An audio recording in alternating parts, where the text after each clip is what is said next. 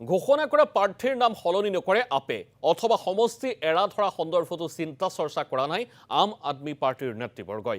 তেজপুৰত সংবাদমেল পাতি ঘোষণা কৰিলে আপৰ উত্তৰ পূবৰ তত্ত্বাৱধায়ক ৰাজেশ শৰ্মাই। আৰু প্ৰাৰ্থী ঘোষণা কৰাৰ পিছত কোনো সমষ্টি কংগ্ৰেছ অথবা আন সহযোগী দলক এৰি দিয়া নহ'ব বুলিও স্পষ্ট কৰে তত্ত্বাৱধায়কগৰাকীয়ে।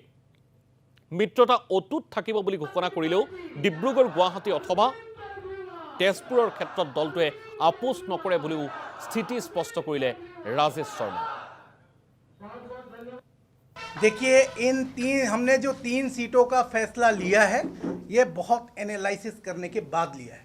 हम तो 11 सीटों में और दूसरी सीट भी मांग सकते थे या दूसरी सीट में भी हम कैंडिडेट घोषित कर सकते थे, लेकिन हमने सिर्फ इन 3 सीटों पे किया है। उसका कारण क्या है? उसका कारण ये है कि इन 3 सीटों की जो ग्राउंड की स्थिति है उसमें हम मजबूत हैं, हमारी सांगठनिक स्थिति है उसमें हम मजबूत हैं, इसलिए हम इन 3 सीटों पे हमने अपने कैंडिडेट घोषित किए हैं। और हमारा जो ये डिसीजन है ये डिसीजन यही चलने वाला है और हम ये इन तीनों सीटों में हम पूरी ताकत के साथ चुनाव लड़ेंगे। सेंस नहीं होगा, पूरी ताकत के साथ चुनाव लड़ेंगे। डिसीजन सेंस नहीं होगा। नहीं, क्यों चेंज होगा? जब हमने घोषित कर दिया तो फिर चेंज होने का कोई सवाल ही नहीं है। हमने भूपेंद्र बोरा जी को, विरोधी ऐक्य मंच को पत्र लिखकर कहा है कि हम इन 3 सीटों पे उन सभी दलों का सहयोग चाहते हैं। सभी दलों के मुरब्बी को हमने पत्र लिखा है कि इन 3 सीटों पे हम सभी का सहयोग चाहते हैं।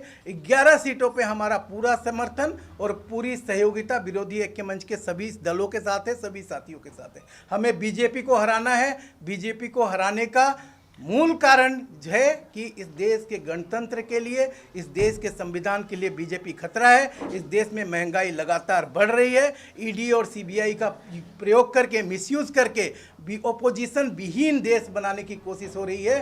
सारे विरोधियों को खत्म करने की साजिशें हो रही है।